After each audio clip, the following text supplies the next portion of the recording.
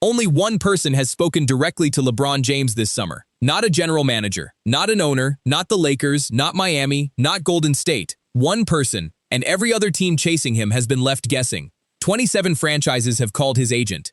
Podcasts have been recorded. Whiteboards have been drawn on live television.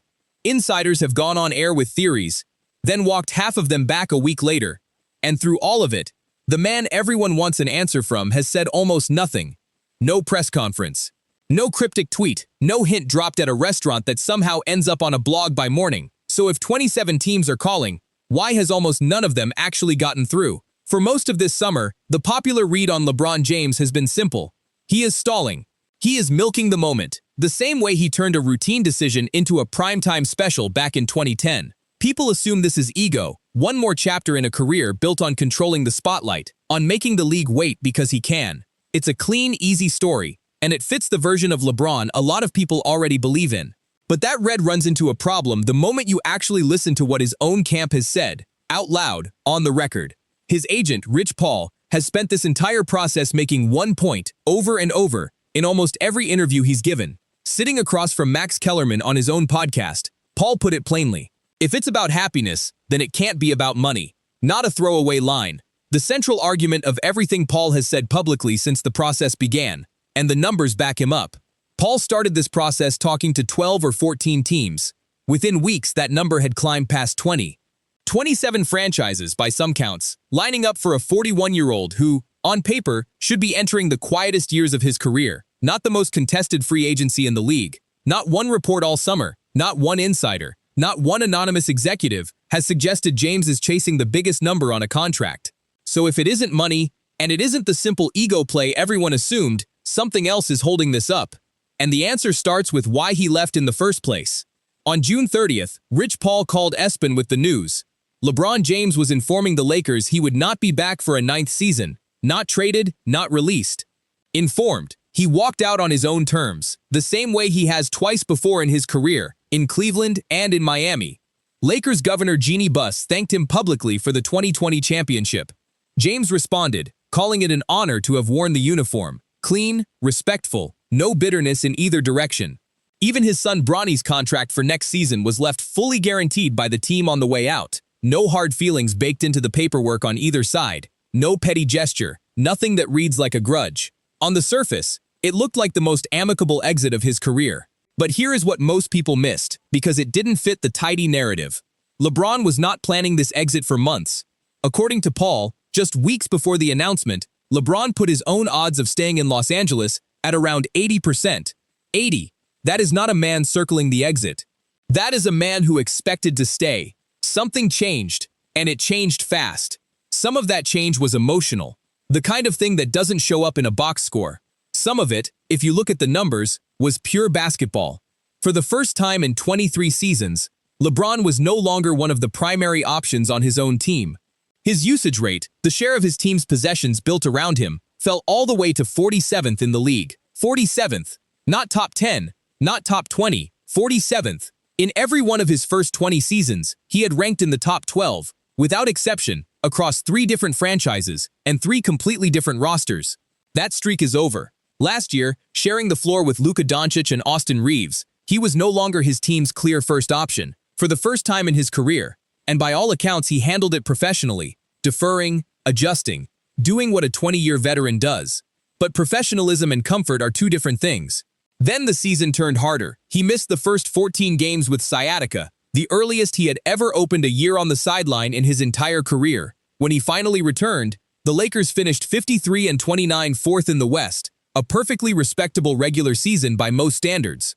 And then Oklahoma City swept them out of the playoffs in 4 straight games. No signature moment, no final stand, no iconic LeBron performance to send the Lakers chapter out on. That is the part of this story that never makes the thumbnail.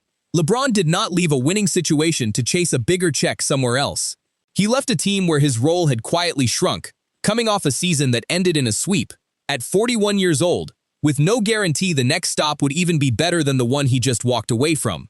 Which is exactly why what happened next should be the headline of this entire story, even though it barely gets repeated outside of one Athletic article. League executives gathered in Las Vegas for Summer League this month, and several of them told the Athletic's Joe Vardon the same thing. independently of each other. Of every team chasing LeBron James, exactly one person has spoken to him directly. Not a general manager pitching a 5-year plan. Not an owner flying in for dinner. Not a star teammate calling to recruit him. One person. Brandon Weems, an assistant general manager with the Cleveland Cavaliers, and LeBron's childhood friend from Akron. Someone who knew him before any of this. Before the shoe deals and the championships and the scrutiny. The two of them spent time together over the 4th of July weekend. Back home, away from every camera and every podcast currently covering this story. In the kind of setting where nobody is pitching anybody anything. Every other franchise chasing him has reportedly been left operating almost blind. Some front offices have gotten so desperate that they've started sending voice memos to Rich Paul, hoping he'll eventually play them for LeBron himself, because there's no other way to reach him. Not a phone call, not a text. Voice memos, passed through an intermediary, in the hope that they land at the right moment. Which means every pitch you're about to hear was made into a vacuum. Nobody making these offers actually knows for certain if LeBron is even listening, let alone weighing what they're saying against the other three. Start with Philadelphia, the loudest pitch of the four, and by some distance the most public. Tyrese Maxey, the rookie VJ Edgecombe, Joel Embiid, and now Jaylen Brown, after a trade that shocked the league this summer and instantly reshaped how people talked about the Sixers' ceiling. Sixers president Bob Myers wanted this pitch heard so badly, he made it himself, live, on Rich Paul's own podcast, knowing exactly how many people would hear it. "This is your best chance to win," Myers told him, sitting right there on the microphone. No filter, no press release, just the pitch itself, out in the open. Owner Josh Harris reportedly caught James for a brief conversation of his own at a fan event in New York. A few words in passing, nothing close to a formal meeting, but enough to count as contact. It's the most aggressive recruitment of the four teams. The one team treating this like a full campaign rather than a waiting game. It's also, according to prediction markets tracking the race in real time, the longest shot, sitting at just 13% as of this week. If the roster fit is really this good, on paper as strong as anything else on the table, why is Philadelphia's number this low? Maybe the answer isn't about the roster at all. Then there's Golden State, a team that barely registered in this conversation until Draymond Green declined a $27 million player option, specifically to clear room for a run at James, a decision that instantly changed how seriously people took the Warriors' chances. Since then, reporting has shifted in Golden State's favor for a reason that has nothing to do with basketball at all. LeBron's actual home is in Los Angeles, a short flight from the Bay, meaning this wouldn't require uprooting his family the way every other option would. And the on-court fit next to Stephen Curry, his old Olympic teammate, someone he already has real chemistry and real history with, is close to seamless, maybe the cleanest fit of anyone on this list. There's even a version of this where the Warriors separately trade for Anthony Davis, reuniting the exact partnership that won a title together inside the bubble in 2020. A scenario that would let LeBron chase one more ring with a partner who already knows how to win with him. Golden State currently sits around 18%, still behind two teams with a much older claim on him, teams whose pitch isn't about fit at all, but about history. Cleveland is one of those two. Drafted first overall in 2003, 11 total seasons across 2 stints, and the single most emotional championship of his career, the 2016 comeback from 3 games down against this exact Golden State team, the moment that's still replayed every June like it happened yesterday. Cleveland just reached the Eastern Conference Finals, proving the current roster is closer to contention than most people gave it credit for. And Cavaliers guard James Harden has been making the case publicly, over and over, in interview after interview. "It's a perfect storybook finish," Harden said, and it's hard to argue the framing is wrong. Harden has reportedly delayed signing his own new contract with Cleveland, specifically to keep the cap room open in case James says yes. That's not just a pitch. That's a teammate rearranging his own finances, his own leverage, his own timeline, for a decision that isn't his to make and that he has no guarantee will even go his way. Cleveland currently sits around 28%, just ahead of Golden State, and closing in on the top spot. And then there's Miami, the team that already blew up its own roster this summer for a completely different superstar. If you followed this channel, you already know the shape of it. 4 rotation players, this year's first-round pick, 2 future first-rounders, and a pick swap, all sent to Milwaukee to bring in Giannis Antetokounmpo, one of the biggest single trades of the offseason on its own, before LeBron's name ever entered the conversation. Now, reportedly, they want James on top of that, stacked onto a roster that already gave up almost everything it had. Radio host Gilbert Arenas relayed a piece of confidence coming straight out of the Heat's own building, the kind of quote that spreads fast because it sounds so certain. They're thinking in Miami that they're getting him, Arena said. As of this week, prediction markets agree with that confidence. Miami sits at the top of the race, somewhere between 31 and 35% depending on which market you check, ahead of Cleveland for the first time all summer, the first real shift in momentum since this entire process began. 4 real teams, 4 real pitches, and every one of them made without knowing for certain if the man on the other end is actually paying attention to any of it. Miami's case comes with a complication none of the other 3 have to deal with, and it's a big one.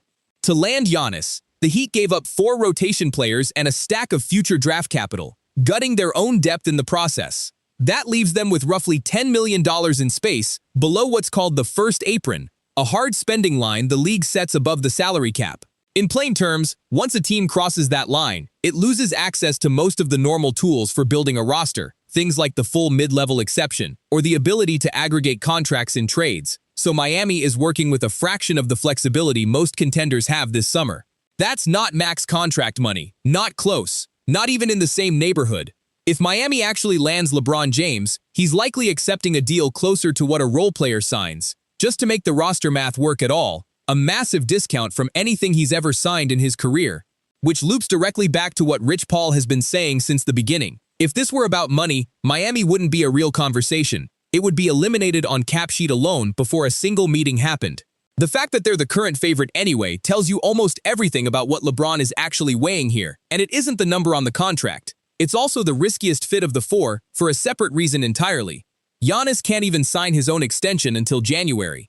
Depending on how that plays out, LeBron could be walking into a partnership built for one season, a short rental with no long-term certainty, or one that quietly defines the rest of his career. And right now, nobody, not even people inside that building, can tell you which one it will be. Put the Weems detail and Miami's cap sheet side by side, and a different picture starts to form, one that doesn't look anything like a normal free agency. This isn't a man weighing 5 competing max offers and picking the biggest number, the way free agency has always worked before, for him or for anyone else in league history. It's a man who has let almost the entire league operate in the dark, ignoring the loudest pitches, ignoring the most aggressive campaigns, while quietly staying close to exactly one person who isn't selling him anything, who has no roster to fill and no pitch to make. And the team currently leading the race, the one every prediction market has at the top, is one that can't even offer him real money. Compare that to how he's made this exact call in the past, because the contrast is stark. In 2010, the decision was about building a resume that didn't exist yet, a young player trying to prove he could win, and he announced it on national television, in front of the biggest audience he could find. In 2014, it was about going home and finishing a story Cleveland had waited on for years, a narrative decision as much as a basketball one. In 2018, it was about a new market, a new stage, a fresh chapter with the Lakers, a business and legacy move as much as anything else. Every one of those decisions had an audience it was answering to, a story it needed to tell. This one doesn't seem to have one at all. Think about what's actually left for LeBron James to chase, because the list is short. A championship legacy already secure, 4 rings across 3 franchises. The league's all-time scoring record already his, a mark that may stand for a generation. 22 All-Star selections, more than any player in history. There's no ring, no record, no accolade sitting out there that would meaningfully change how his career gets remembered, whichever team he picks. Which means, maybe for the first time in a career defined by external stakes, the deciding factor isn't leverage, or image, or proving anyone wrong. It's something closer to comfort, on his own terms, with almost nobody but Rich Paul and one childhood friend actually inside the process. And maybe that's the entire point. Which brings up the timing of all this, because even that isn't as simple as it looks on the surface. NBA Summer League wrapped on July 19th, closing out the last major basketball event of the off-season calendar. That same day, the World Cup final between Spain and Argentina was played in New Jersey, one of the biggest single sporting events on the planet this year. The kind of night that dominates every timeline regardless of what else is happening in sports. Multiple reporters, including Mark Stein, floated a theory that James was waiting for that game to finish before saying anything, so his announcement wouldn't have to share a headline with anyone else, wouldn't get buried under World Cup coverage the next morning. Spain won the final on July 19th. As of right now, LeBron James still hasn't said a word, so either the theory was wrong or the real trigger hasn't arrived yet, and either way, the league is still waiting, still checking their phones, still refreshing the same 3 insiders hoping for anything new.